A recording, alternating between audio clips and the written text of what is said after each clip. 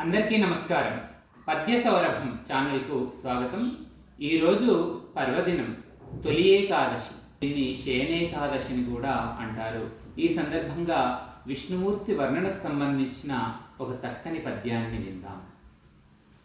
శ్రీకలకంఠ కంఠియు ధరిత్రియు దక్షిణ వామ భాగముల్ గైకొని కొల్వ వారి కడకున్ కడకన్నుల కాంతి దేల్చి తానా కమలాప్తతన్ కువలయాప్తతన్ దెల్పెడు రంగభర్త లోకైక విభుత్వమిచ్చుదయ నచ్యుత శ్రీ రఘునాథ శౌరికిన్.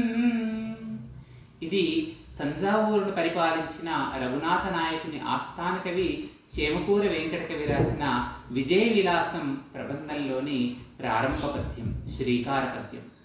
శ్రీకలకంఠ కంఠియు ధరిత్రియు దక్షిణ వామ భాగముల్ గైకొని కొల్వా. శ్రీదేవి భూదేవి ఇరువురు ఒకరు కుడివైపు ఒకరు ఎడమవైపు నిలబడి స్వామివారిని సేవిస్తున్నారట. వారి గడకున్ కడకన్నుల కాంతి దేల్చి, వారిపైన తన చల్లని చూపులను ప్రసరింపజేస్తున్నాడు శ్రీవారు. ఎట్లా ఉన్నాయి? కమలాప్తతన్ కువలయాప్తతన్ దెల్పెడు రంగభర్త. ఆయన కమలాప్తుడుగాను కువలయాప్తుడుగాను ఉన్నాడు. శ్రీవారి కళ్ళు సూర్యచంద్రుడు, కుడివైపున సూర్యుడు, ఎడమవైపున చంద్రుడు. సూర్యుడు కమలాలను వికసింపజేస్తాడు.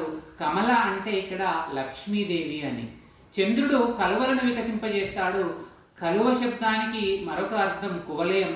కువలయం అంటే కలువ అనే అర్థంతో పాటు భూమి కూడా ఉంది. అంటే కుడి కంటి చూపు లక్ష్మీదేవి పైన ప్రసన్నం చేస్తూ ఉండగా ఎడమ కంటి చూపు భూదేవి పైన ప్రసన్నమవుతూ ఉంది. అలా కమలాప్తతన్ కువలయాప్తతన్ దెల్పెడు రంగభర్త ఆ శ్రీరంగనాథుడు విష్ణుమూర్తి లోకైక విభుత్వమిచ్చుదయ నచ్యుత శ్రీ రఘునాథ శౌరికిన్. ఈ కావ్య నాయకుడైనటువంటి వాడు, ఈ కృతి భర్త అయిన రఘునాథ నాయకునికి శుభాల్ని చేకూర్చుగాక అని ఈ శ్రీకార పద్యంలో చెప్తున్నారు. మళ్ళీ ఒకసారి ఈ పద్యాన్ని విందాం. శ్రీకలకంఠ కంఠియు ధరిత్రియు దక్షిణ వామ భాగమున్ గైకొని కొల్వ వారి కడకున్ కడకన్నుల కాంతి దేల్చి తానా కమలాప్తతన్ కువలయాప్తతన్ దెల్పెడు రంగభర్త లోకైక విభుత్వమిచ్చుదయ నచ్యుత శ్రీ రఘునాథ శౌరికిన్.